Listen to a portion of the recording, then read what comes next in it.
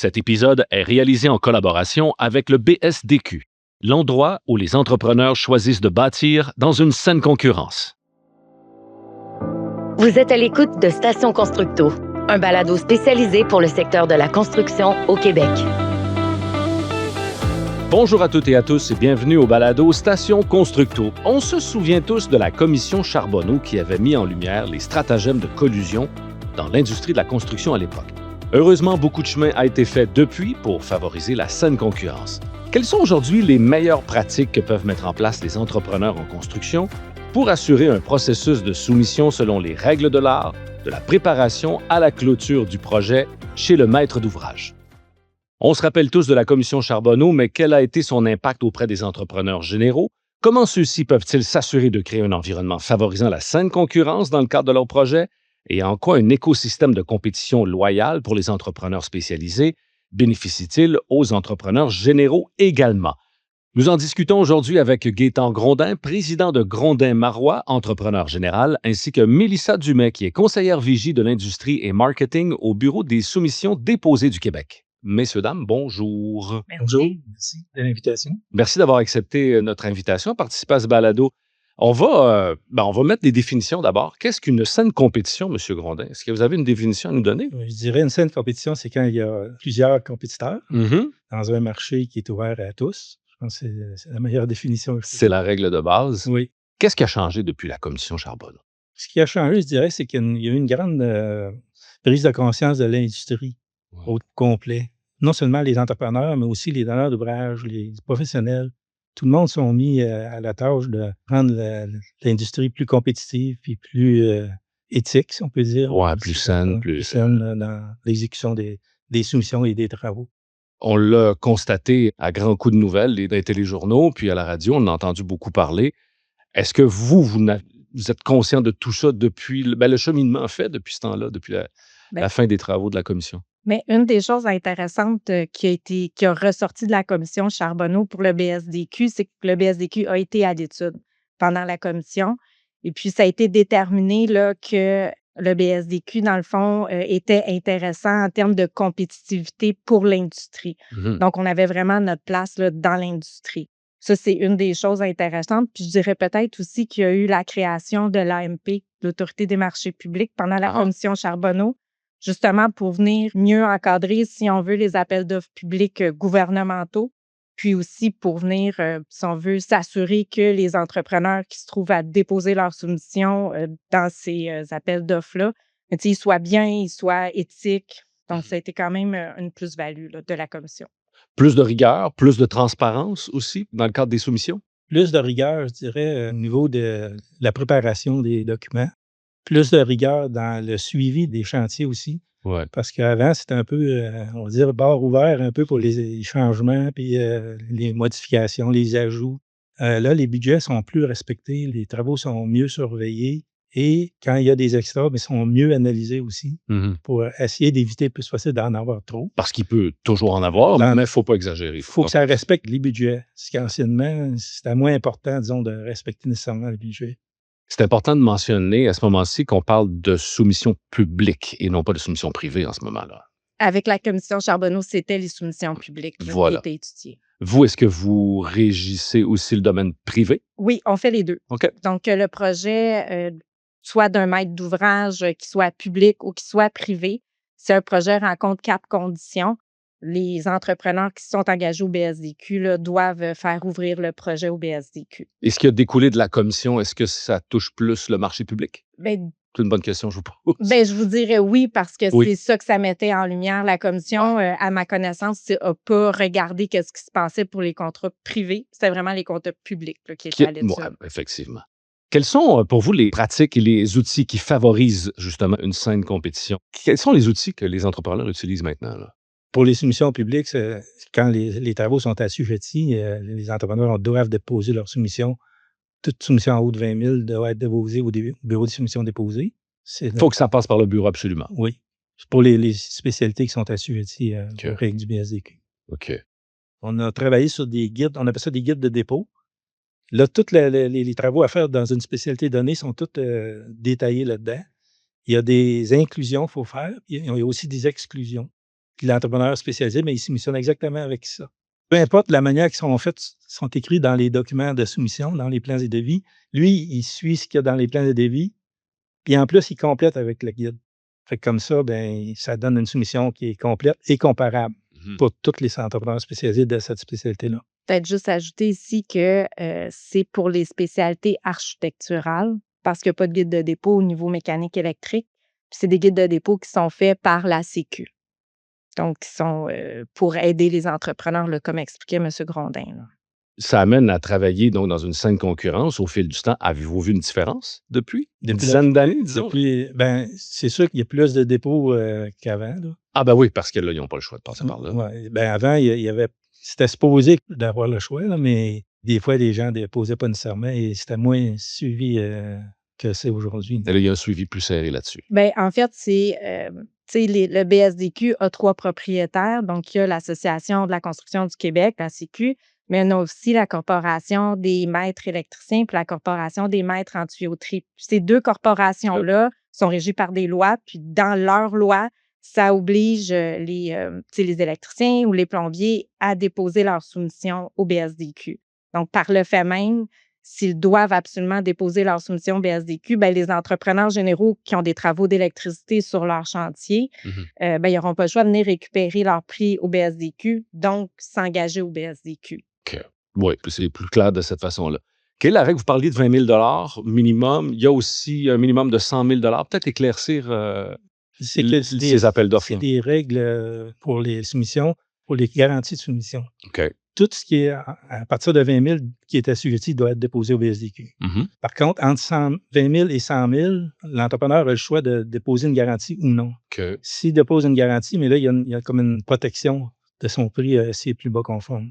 OK. À la minute que c'est en haut de 100 000, il y a l'obligation d'avoir une garantie de soumission, soit par cautionnement ou un montant en fiducie, d'argent en fiducie. Là. Est-ce que le code prévoit quand il y a une énorme marge entre le premier et le deuxième? Qu'est-ce qui se passe à ce moment-là? Je vous dirais, c'est les entrepreneurs généraux qui vont constater quand ils font leur prise de possession. Donc, quand ils viennent chercher leur soumission sur le site là, de la TES, donc là, ils vont regarder leur soumission, puis c'est là qu'ils peuvent constater qu'il y a un gros écart. Habituellement, peut-être M. Grondin sera mieux pour répondre, mais le sous-traitant, tant que tel, qui voit que son prix a tellement un écart, il va reviser, là, est-ce que je me suis trompée? Qu'est-ce qui se passe? Si jamais il s'est trompé, là, il y a une possibilité là, qui est de retirer sa soumission.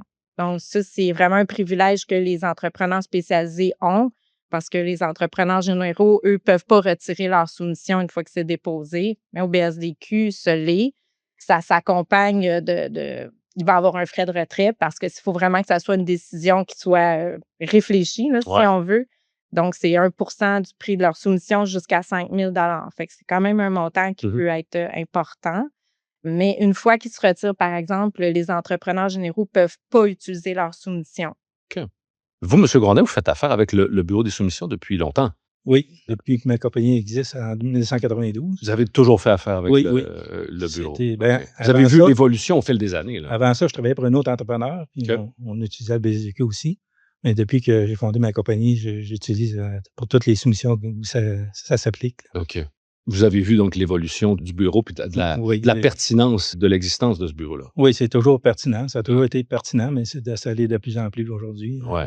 Pensez-vous que ça donne une égale chance à plus de monde? Ça éclaircit bien des projets? Mais ça donne une chance égale à tous les entrepreneurs spécialisés parce qu'ils ont un endroit pour déposer, puis il faut qu'ils déposent une soumission qui est comparable puis qui est conforme. Okay. Donc, ils n'ont pas une deuxième chance de réviser leur prix. Ils déposent ça, puis il faut qu'ils donnent le meilleur prix du premier coup. Ça implique aussi une garantie, comme vous disiez tout à l'heure, puis ça protège aussi l'entrepreneur. La garantie, ça a été échangé justement pour avoir l'obligation pour les entrepreneurs généraux de donner au plus bas confort. Les garanties sont venues en contrepartie, si on peut dire. Okay. Fait que c'est un peu un équilibre entre la protection de l'entrepreneur général puis l'obligation pour l'entrepreneur général de donner au plus bas conforme. Le plus bas conforme pour un entrepreneur qui nous écoute, qui ne connaît pas ça, qu'est-ce que vous voulez dire exactement? Il faut que la soumission soit complète, qu'il n'y ait pas d'exemption de qualification. Okay. Par exemple, il faut avoir une augmentation de matériaux, mais si les matériaux augmentent, je vais augmenter mon prix. Il faut que ce soit prévu. Oui, il faut tout que ce soit prévu dans la soumission. Puis faut que quand ils soumissionnent pour une spécialité, il faut qu'il inclue tout ce qui concerne la spécialité concernée. Fait que quand on reçoit une soumission comme entrepreneur général, on s'attend que les soumissions soient comparables. Ouais. S'il y a des entrepreneurs qui ont mis des exclusions ou des qualifications dans leur soumission, mais là, ils deviennent non conformes. Là, il faut évaluer la valeur de la non-conformité. Si ça change le rang des soumissionnaires. Pour éviter les fameux éventuels extras qu'on entend beaucoup parler. Oui, ou les marchandages. Aussi. Ah oui. C'est ça. Parce que là, on est au moment de la soumission. Donc, l'entrepreneur général, lui, il faut qu'il choisisse un entrepreneur. Ça va bien quand tout le monde est conforme, tout est en règle. On prend une plus bas conforme, c'est vite réglé. Mais quand il y a des non-conformités mineures, il faut les évaluer, voir si ça change le rang. C'est ça. Là, c'est là que ça devient un petit peu plus compliqué pour l'entrepreneur général. Vous êtes en Estrie, à Sherbrooke précisément. Comment ça se passe en région? Vous êtes peut-être une plus petite population, il n'y a peut-être pas des entrepreneurs spécialisés que les gens recherchent. Est-ce que ça se promène d'une région à l'autre? Est-ce qu'il y a moyen de faire des soumissions à la grandeur du Québec dans une autre région pour un entrepreneur? Théoriquement, oui. Il y en a des entrepreneurs à Sherbrooke qui vont à la grandeur de la province. OK. Nous, on sait. Et vous aussi, vous pouvez avoir besoin d'aide aussi, à un certain moment donné. Comme ma compagnie, moi, je restais dans la région. J'avais assez de travaux dans la région pour rester dans la région. Concernant les entrepreneurs spécialisés, s'il y a moins d'entrepreneurs spécialisés dans une spécialité, on peut aller dans d'autres régions. Le BSDQ, on a un système qui s'appelle le géolocalisateur, qu'on peut aller voir sur Internet partout où sont les entrepreneurs de telle spécialité. Puis on peut les inviter pour soumissionner. Ça aide le mouvement du personnel, peut aider d'une région à l'autre à l'industrie.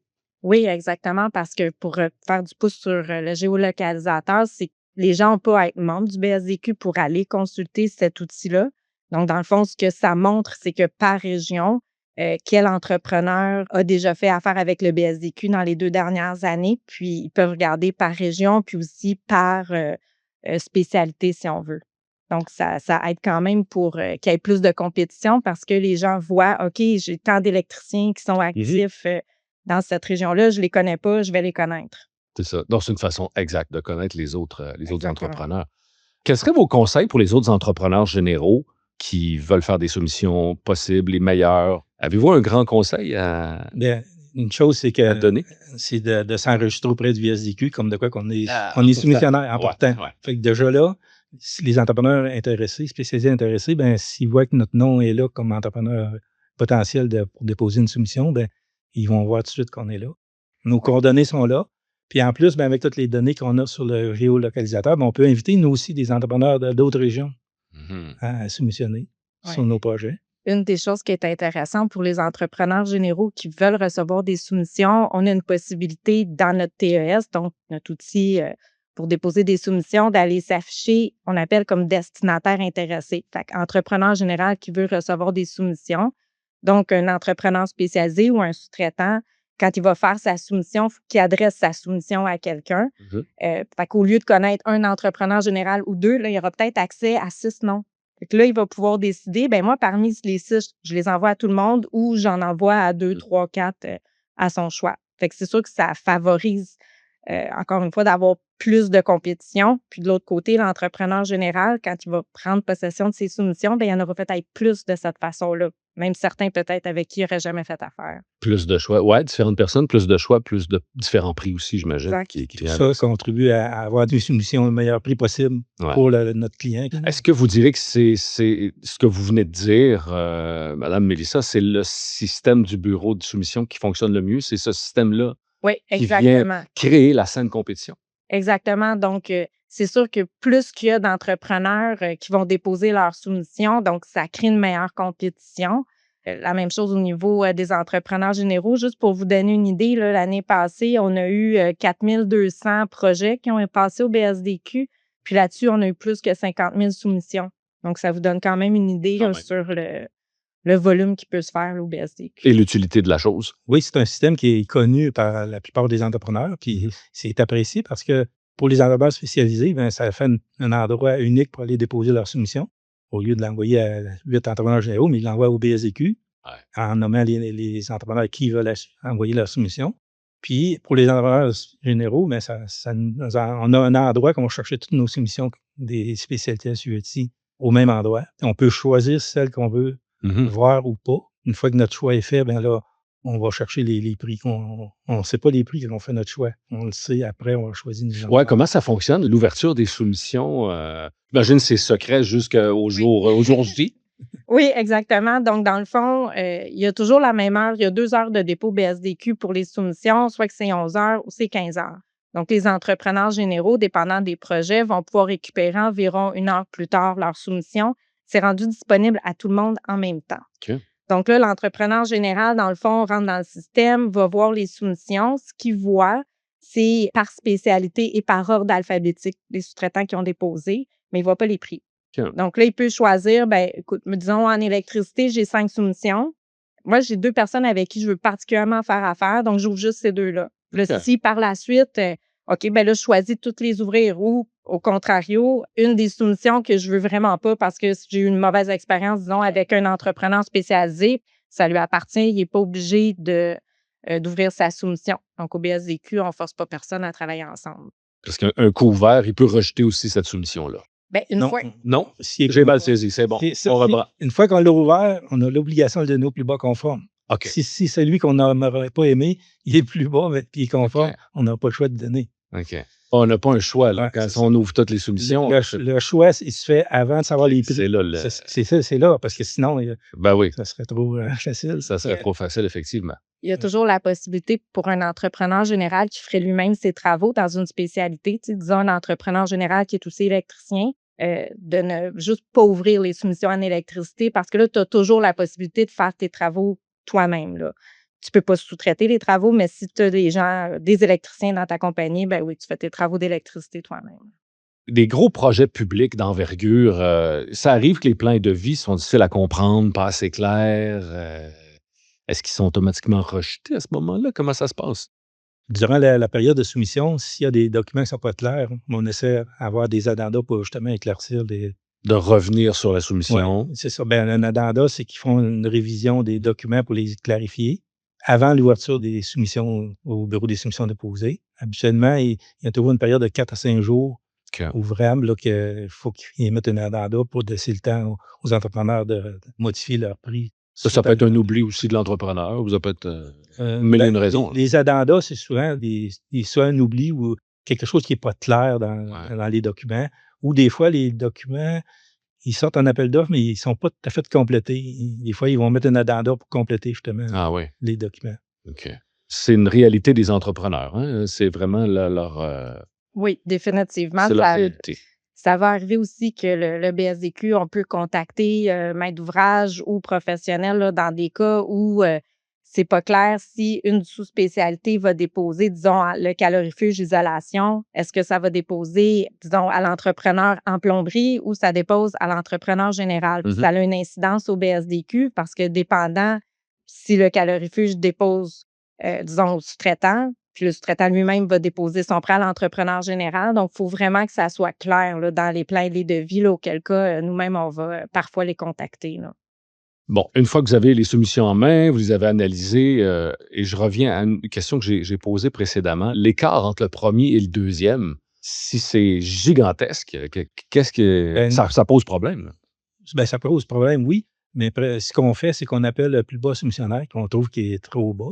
On lui demande de réviser sa soumission, être sûr qu'il a bien tout vu. Puis il va savoir s'il est capable de garder son prix ou il se retire. Il y a deux choix. Il ne peut pas modifier son prix. OK. Parce qu'il y a comme un marchandage. Oui, exact. Donc, on revient à ce que... Oui, c'est ça. Fait que là, il y a le choix. Il faut qu'il prenne son choix 8 heures ouvrables avant que nous, on dépose notre prix au propriétaire. OK. Donc, lui, il a comme souvent une journée complète pour vérifier ses affaires.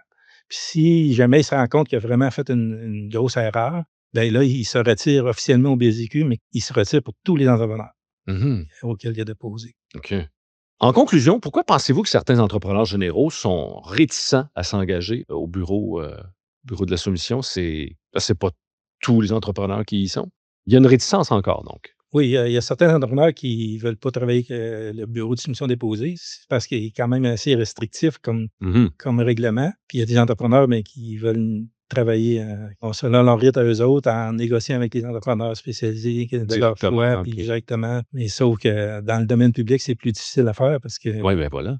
La plupart des entrepreneurs sont engagés au BSDQ. Puis quand on est engagé au BSDQ, on doit respecter les règles du code. Oui, puis il y a eu une bonne augmentation des soumissions, comme vous l'avez dit tantôt. Oui, c'est ça. Au fil des années, ça monte. Là. Le niveau de soumission est là. C'est sûr que dès que les entrepreneurs généraux font affaire sur des projets publics, les projets passent beaucoup là, par le BSDQ. C'est quand même au bénéfice de tous là, parce que les entrepreneurs spécialisés, se devant de déposer conforme au plan et au devis, et ils n'auront pas le choix, ils ne pourront pas réviser leur prix. Donc, sachant qu'il n'y a pas de marchandage, ils vont mettre tout de suite leur meilleur prix. Habituellement, si ça ne passe pas au BSDQ, l'entrepreneur spécialisé, sachant qu'il va se faire appeler par les entrepreneurs généraux pour réviser le prix, bien là, il va se mettre une certaine marge de manœuvre. Exact. Tandis que dans ce cas-ci, non, il n'y en a pas. C'est tout de suite le meilleur prix parce qu'après, tu restes avec ça. Là. Donc là, si tu veux avoir une chance d'obtenir le contrat, ben il faut que tu déposes. Ouais, ça force les entrepreneurs à être plus précis, puis à avoir une rigueur avant de déposer quoi que ce soit. Oui, il faut que les entrepreneurs spécialisés étudient bien leur soumission, puis ils savent qu'ils ont juste une chance. Il n'y a pas deux chances d'avoir le contrat. Il faut être le plus bas puis être conforme. Fait que c'est 2 points qui ne donnent pas de marge de manœuvre aux sous-traitants dans ce sens-là. Ça fait que c'est bon pour l'industrie parce que la compétition, elle se fait une fois, puis ton meilleur prix, c'est le premier coup. Puis si tu l'as, ben t'es content. Si tu ne l'as pas, ben c'est au moins, comme ça. Au moins, tu sais que tu as compétitionné de façon égale avec les autres. Exact. Ça, c'est important aussi. Est-ce que vous avez un conseil, un mot de la fin que vous voulez donner aux entrepreneurs généraux? Bien, je vous dirais que idéalement, c'est de comprendre et de maîtriser au maximum le code des soumissions, là, qui est le code qui encadre tout ça. Puis, tu sais, c'est de prendre le temps de suivre les formations qui sont offertes par le BSDQ. C'est des formations qui sont gratuites, qui sont reconnues par la RBQ. Donc, pour les entrepreneurs qui ont besoin d'heures de formation, c'est utile. Je vous dirais aussi d'aller sur le site web du BSDQ. On a plein d'outils. On a même des vidéos de formation qui sont français, anglais. Puis, on a... vous ne les laissez pas à eux-mêmes. Non, exactement. Vous occupez quand même du cheminement qu'ils ont à faire avec leur soumission. Oui, tout à fait. Puis c'est même possible pour eux de parler à une personne là, sur les heures de bureau. Ça, c'est rare. Et presque pas de temps d'attente. En plus? Oui, presque une trentaine de secondes que vous parlez à un agent, donc qui peut répondre à vos questions. Alors, je pense que c'est un service qui est apprécié. Donc, oui, service aux entrepreneurs, évidemment. Et si j'aurais un conseil à donner pour les entrepreneurs spécialisés, c'est de faire des soumissions qui sont complètes et conformes. Quand tout le monde soumissionne de façon complète et conforme, bien, il n'y a pas d'enjeu pour l'entrepreneur général à choisir entre 2 entrepreneurs. Mais quand il y a des non-conformités mineures, mais là, on doit l'évaluer et choisir entre des fois le premier et le deuxième. Ce qui fait de l'animosité des fois entre les entrepreneurs, soit les entrepreneurs spécialisés. Des fois, ils sont 2 à nous dire que c'est eux qui devraient avoir le projet. Puis là, mais ça fait de l'animosité envers le BSDQ. Fait que un bon conseil, c'est de faire bien attention de soumissionner de façon conforme et complète. Comme ça, bien, on élimine toutes les animosités par rapport à ça envers le BSDQ, puis entre les entrepreneurs aussi, parce que quand il faut faire un choix entre 2, bien, il y en a un des 2 qui n'est pas content. Tandis que quand les soumissions sont toutes conformes, mais celui qui arrive deuxième, bien, il sait qu'il y a au moins sa soumission était conforme, mais il était le deuxième. Donc, il l'a perdu pas par un jeu de négociation, mais parce qu'il n'était pas le plus beau conforme. C'est clair, net et précis. Bien, on a fait le tour de la question. Je vous remercie beaucoup de votre passage à notre balado aujourd'hui. Merci. Merci à vous. Merci.